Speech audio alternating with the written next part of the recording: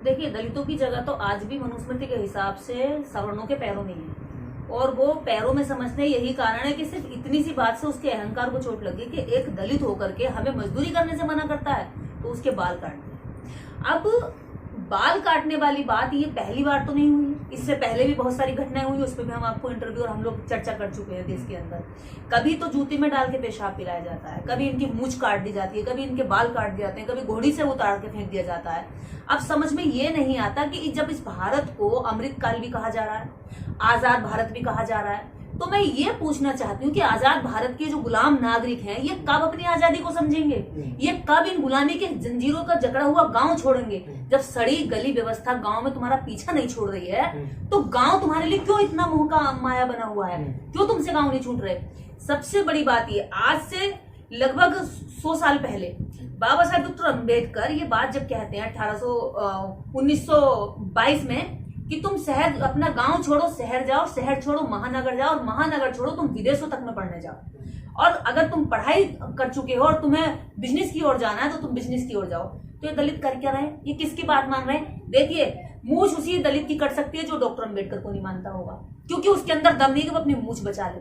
बहन बेटी की आबरू भी उसी की लुक सकती है जो डॉक्टर अम्बेडकर या अपने महापुरुष या पुरखों की बातें नहीं मानता होगा। जो दूसरा के बाप को बाप कहेगा उसकी तो बहन बेटी की भी इज्जत लुटेगी। जो इस देश के अंदर रह करके जिन महापुरुषों ने कुर्बानियां देकर इनका जीवन की आजादी के रास्ते सुझाए, जो बताए, उस सड़क पर नहीं चलेगा, उस रास्ते पे नहीं चलेगा, तो ये ऐसे ही मूंछ कटवाता रहेगा, दूसरों के पेशाब को पीता रहेगा, अपनी बेइज्जती कराता रहेगा।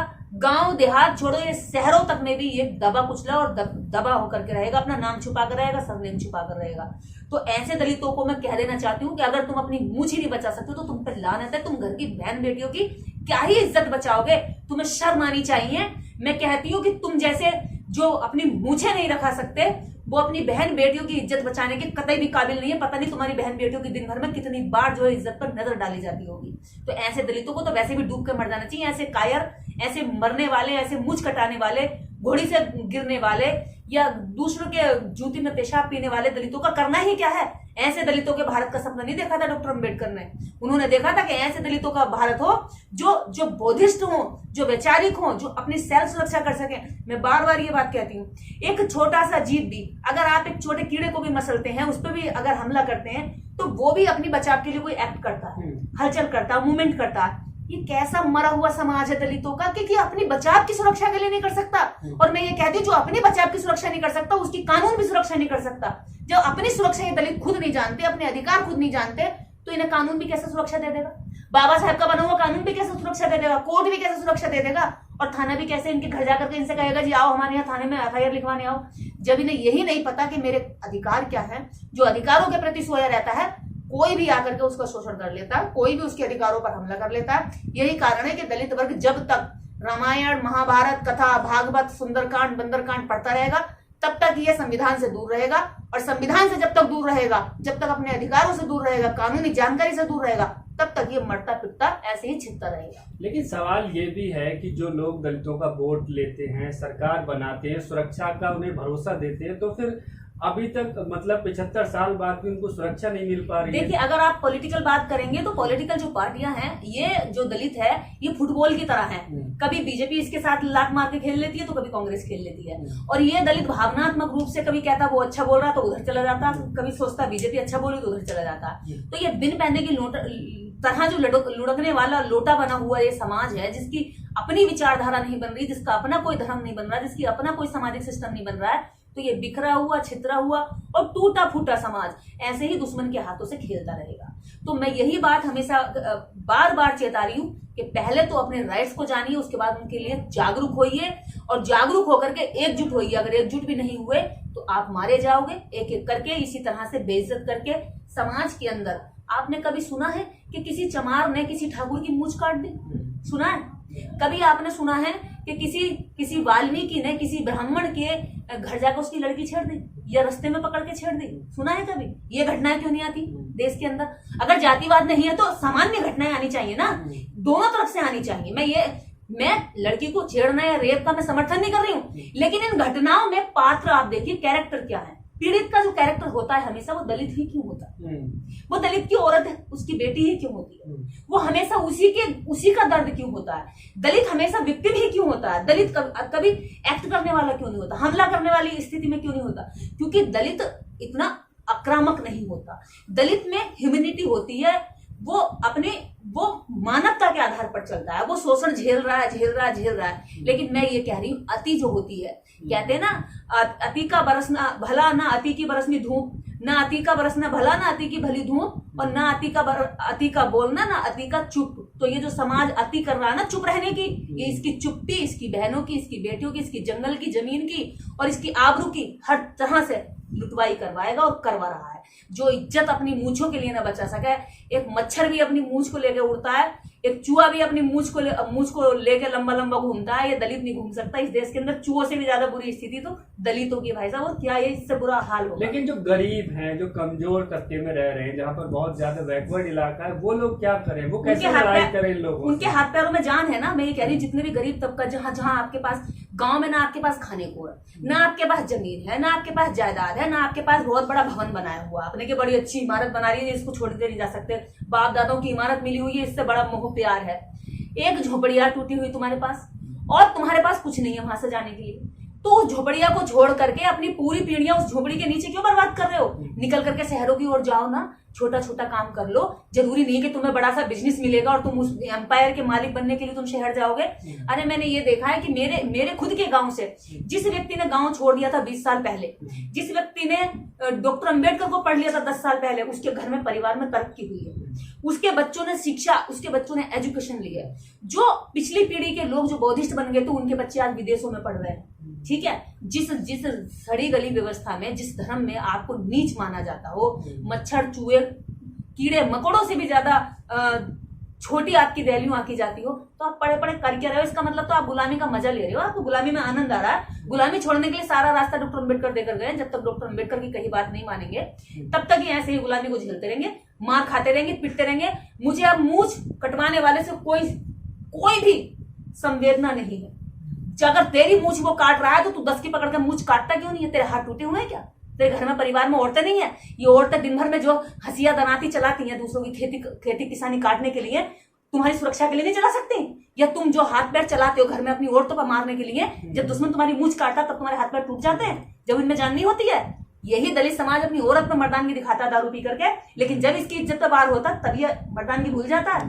ये अपने बच्चे को 4 रुपए की पेंसिल नहीं दिला सकता, 200 रुपए की दारू पी जाएगा पूरे दिन भर में, तब इसकी मर्दानगी बहुत ऊंची होती है। लेकिन जब कोई दुश्मन आकर के इसको अपना पेशाब पिलाए तो इसकी मर्दानगी चूल्हे में चली जाती है। तो ये ऐसा वाहियात घटिया जो सोच के जो हमारे समाज के अंदर जो तबका है, जो बड़ी संख्या बन चुकी है, ऐसे लोगों से मेरी जरा भी सिंपैथी नहीं है। ऐसे लोगों को मैं लानत भेजती हूँ और शर्म भेजती हूँ। अगर तुम नहीं सुधरोगे तो इस समाज को बदनामी दिलाओगे। बहुत सारे दलित समाज के जो प्रोग्रेसिव लोग हैं, अच्छी नौकरियों में, अच्छी स्थिति में, वो लोग अपनी आइडेंटिटी छुपा कर रहते हैं। अगर वो ऐसा इसका कारण है, देखिए, दलित ने अपनी टूटी हुई झोपड़ी छोड़ दी, ठीक है, टूटी झोपड़ी की जगह अच्छा मकान बना लिया। उसने अपनी टूटी चप्पल छोड़ दी, उसकी जगह अच्छा जूता पहन लिया।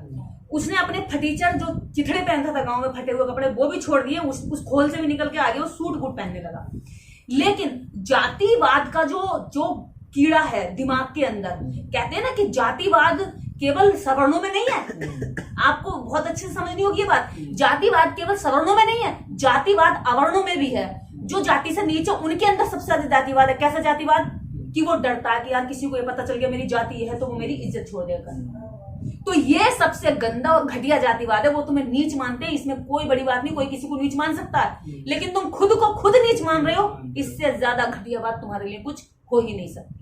तो जो शहर में आकर के, हाँ, जो शहरों में आकर के मकान बना लिए, घर बना लिए, दुकान बना लिए, बिजनेस खड़े कर लिए, एम्पायर खड़े कर लिए, उसके बाद भी अगर तुम ये सोच रहे हो कि यार मेरी जाति का पता चल जाएगा, तो तुमने अभी तक केवल और केवल फूटी कोड़ी के बराबर अपनी इज्जत नहीं कमाई है, जो तुम दम लगा के ये कह सको कि yes I am this is, मैं ये हूं। और अगर ये नहीं कह पा रहे हो तो इसका मतलब ये है जो तुमने पैसा कमाया, जीवन जीने के लिए पैसा कमा लिया, लेकिन सम्मान पाने के लिए तुमने अपनी इज्जत का जो डर था वो अभी तक नहीं निकाला। और जब तक ये जाति का डर तुम्हारे पेट में रहेगा, तब तक तुम्हारा दुश्मन तुम पर हावी रहेगा। अगर तुमने शहरों में आके घर बना लिया, अपनी गरीबी से पीछे छुड़ा लिया है, तो इस जाति से भी पीछे छुड़ाओ। और जाति से पीछा तभी छूट सकता है जब अपने मन से ये डर निकाल दोगे कि तुम नीच हो। लेकिन मैम, जातिवादी और मनुवादी लोग अपने अंदर क्यों सुधार नहीं ला रहे हैं? एक तरफ जो है सरकारें हिंदुत्व की बात करती है, हिंदू राष्ट्र बनाया जाए। जातिवादी लोग क्यों सुधार लाएंगे मेरे भाई? जो जाति से शोषित हो रहा पहले वो लाए ना। मैंने कहा ना, एक सिस्टम में मुझे हर दिन इज्जत की इजाफा हो रहा है, पैसे का इजाफा हो रहा है, सामाजिक सिस्टम में ऊंचा स्थान प्राप्त हो रहा है, तो मैं क्यों छोड़ूंगी ये लालच? बोलो ना।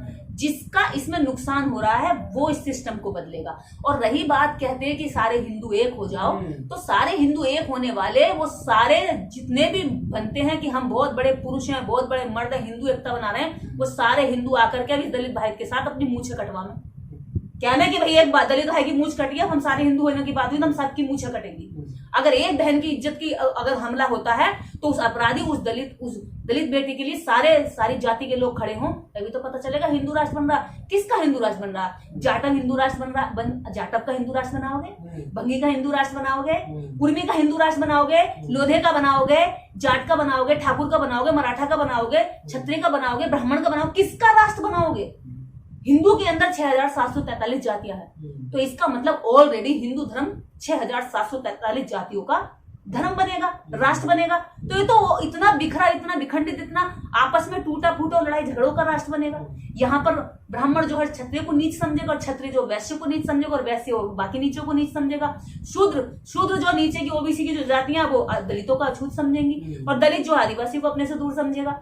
तो भैया ये बताइए, हिंदू राष्ट्र किसका राष्ट्र बन रहा? किसके लिए बन रहा? जाटवों के लिए, ठाकुरों के लिए, पंडितों के लिए, ब्राह्मणों के लिए, किसके लिए बन रहा? ये इतनी सी डेफिनेशन हमें बता दीजिए ताकि हम भी तुम्हारे हिंदू। ये जो जातिवादी गुंडे हैं, ये अपराध करने से पहले सोचते नहीं कि पुलिस कानून कुछ तो उन्हें डर नहीं होता। जातिवादी गुंडों को इसलिए डर नहीं होता है क्योंकि डराने जिसके ऊपर अत्याचार हो रहा होता है, एक तो उसमें दम नहीं होता है विद्रोह करने का। दूसरा, जो पुलिस है, प्रशासन है, और जो राजनीतिक नेता हैं, ऐसे गुंडे, ऐसे अपराधियों को समर्थन करते हैं, क्योंकि उनकी भी जो सोच है वो भी समाज के लिए, इस दलित समाज के लिए इतनी अच्छी है, इतनी प्रोग्रेसिव अभी तक नहीं हुई है। जिस डॉक्टर अंबेडकर का झूठा उनका छुआ हुआ पानी संसद के अंदर नहीं पिया जाता है, तो सोचिए कि जो इतना साफ सुथरा रहने वाला व्यक्ति, सूट बूट पहनने वाला व्यक्ति, जो पूरे विश्व में उस समय भी जो जब संविधान लिखे जा रहे तो देश के अंदर, दुनिया के अंदर कुछ ही लोग ऐसे थे जो संविधानों को लिख सकते थे, और डॉक्टर अंबेडकर इतने बड़े विशालतम भारत के संविधान को लिखते हैं, ऐसे व्यक्ति के हाथ से पानी नहीं पिया गया था। तो आप कैसे सोच सकते हैं कि आज का जो नेता, उस समय के चले आ रहे नेता, वो अभी भी जो है उनकी सोच घटियापन खत्म हो गया होगा और वो जो है यहाँ पे जातिवाद को छोड़ देंगे? देखिए, बाबा साहब डॉक्टर अंबेडकर एक बहुत बड़ी बात कहते हैं, मैं उनकी कोटेशन को आज यहाँ बता दूं कि ब्राह्मण अपना पवित्र धर्म और कर्म समझता है जातिवाद को बनाए रखना, क्योंकि यह उसे उसके पुरखों से सीख मिलती है। अगर वो ऐसा नहीं करेगा तो वो खुद को जिंदा नहीं पाएगा, और अगर उसे अपनी व्यवस्था जिंदा रखनी है तो उसे जातिवाद जिंदा रखना पड़ेगा। इस व्यवस्था में अगर हमारी मार पड़ रही है, हमारी जमीन छिन रही है, हमारी कुटाई हो रही है, तो सबसे पहले जरूरत यह है कि हम इस व्यवस्था को धूल चटा दें, कई फीट मिट्टी का गड्ढा खोदकर उसके नीचे दबा दें। लेकिन जिन लोगों का शोषण हो रहा है, जब वही इस मिट्टी के गड्ढे को नहीं दबाते, जातिवाद को नहीं दबाते, तो जातिवाद करने वाले तो आनंद उठाएंगे भैया, उनका कोई दोष नहीं।